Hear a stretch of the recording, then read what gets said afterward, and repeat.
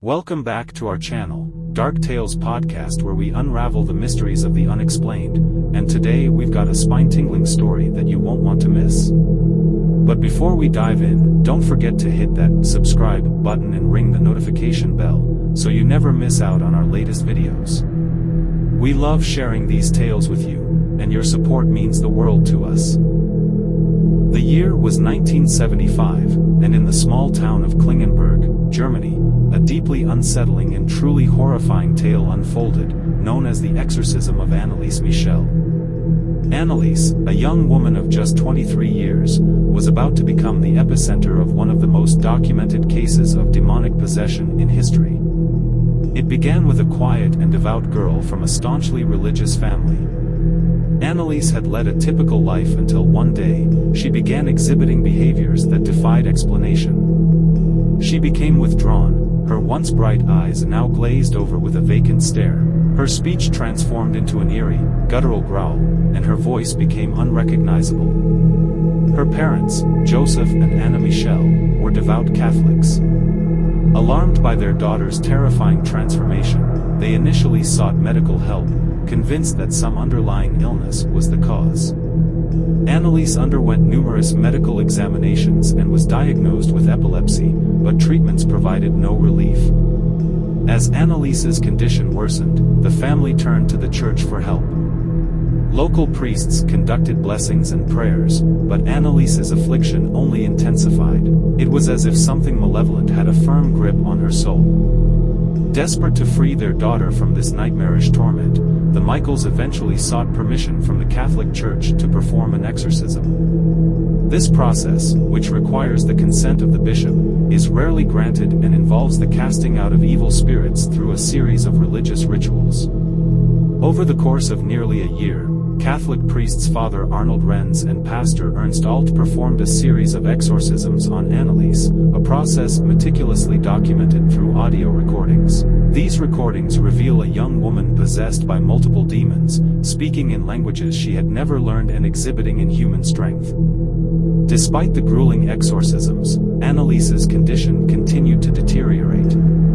She refused to eat, wasting away to a mere 68 pounds.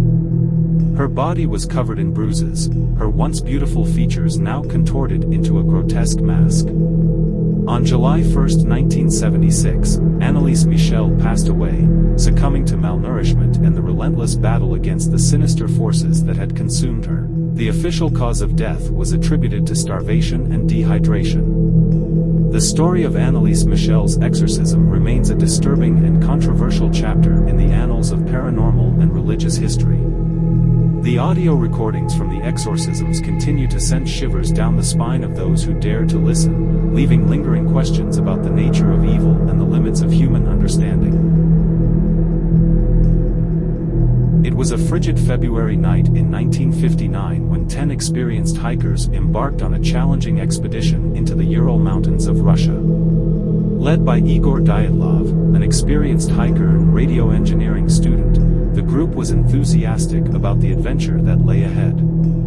The group's plan was to reach Otorten, a mountain located in a remote, inhospitable region. However, something went horribly wrong during their journey, and none of them returned alive. As the weeks passed and the group failed to check in, a search and rescue mission was launched. What they discovered at the Dyatlov Pass was nothing short of a horrifying enigma.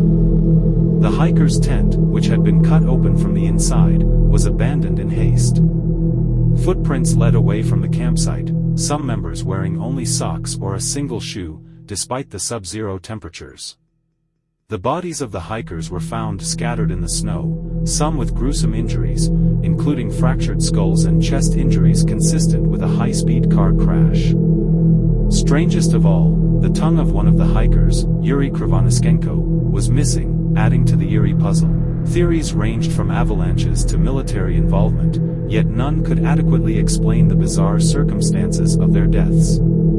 Soviet authorities closed the case, citing a compelling natural force as the cause of death. However, the secrecy surrounding the incident only fueled speculation and conspiracy theories. To this day, the Dyatlov Pass Incident remains one of the most chilling and unexplained mysteries in the world of mountaineering and exploration, an eerie enigma that still haunts those who dare to venture into the Ural Mountains.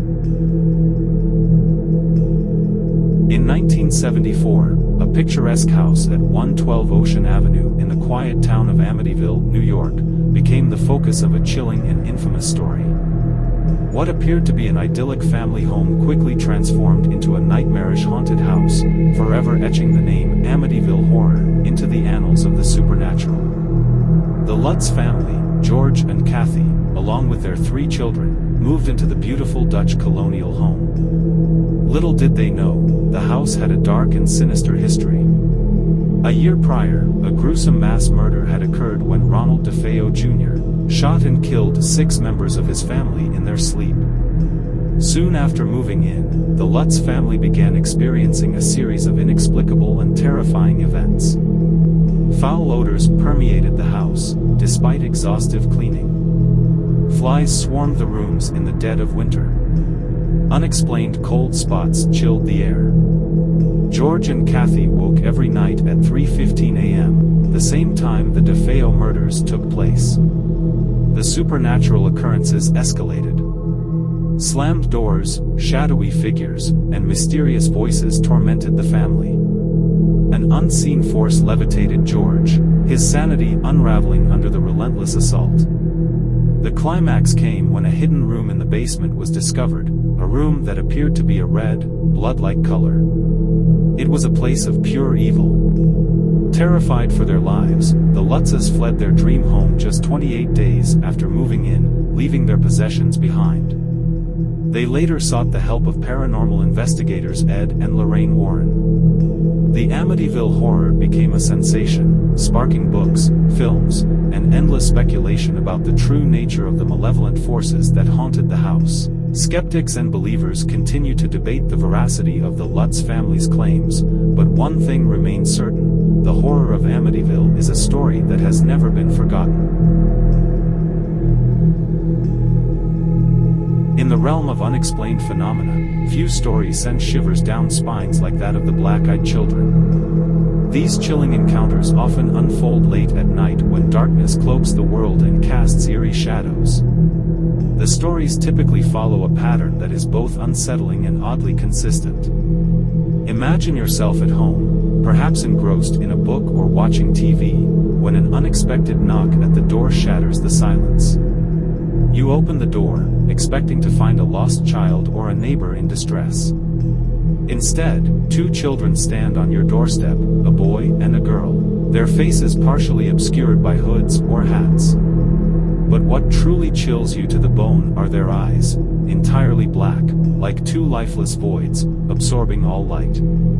They ask for your help, a favor, or to be let inside your home. Your heart pounds, and an inexplicable fear washes over you, as though your intuition senses something profoundly unnatural. You hesitate, your instincts screaming that something is horribly wrong. Your mind races to find a logical explanation, but none comes. The children persist, speaking softly but with a strange intensity, as if trying to compel you to invite them inside. Most people, overcome by an overwhelming sense of dread, manage to muster the courage to say no and close the door. However, a few individuals, overtaken by fear or sympathy, allow these children to cross their threshold. From those who have granted them entry, stories are scarce, but they share a common thread: increased misfortune, inexplicable illness, and, at worst, a sense of impending doom. The origins of the black-eyed children remain elusive. Some believe they are supernatural entities, while others speculate they are malevolent spirits or even extraterrestrial beings. Regardless, these eerie encounters continue to haunt those who experience them, leaving behind a lingering sense of dread and the haunting question: who, or what, are the black-eyed children? In the quiet hills of Fayetteville, West Virginia, on Christmas Eve in 1945, a chilling mystery began that has remained unsolved for generations. George and Jenny Sauter, along with their 9 children, retired to bed after a festive celebration. Little did they know that this night would forever alter their lives. Around 1:30 a.m., the phone rang, jolting the family awake. A stranger on the other end asked for someone they didn't know. Suspicion clouded George, but he noticed nothing amiss, and the call seemed routine. However, an hour later, their world erupted into chaos. Flames engulfed the Sodder home. The parents and 4 of the children managed to escape, but 5 of their children, aged between 5 and 14, were trapped inside. Frantic, George and Jenny made desperate attempts to save their children, even trying to use a ladder to reach the upper floors, but it was missing from its usual spot. They made multiple calls for help, but the operators were slow to respond. When the fire department finally arrived, the house was reduced to ashes and rubble. The fire had burned so intensely and quickly that it seemed impossible for anyone to have survived.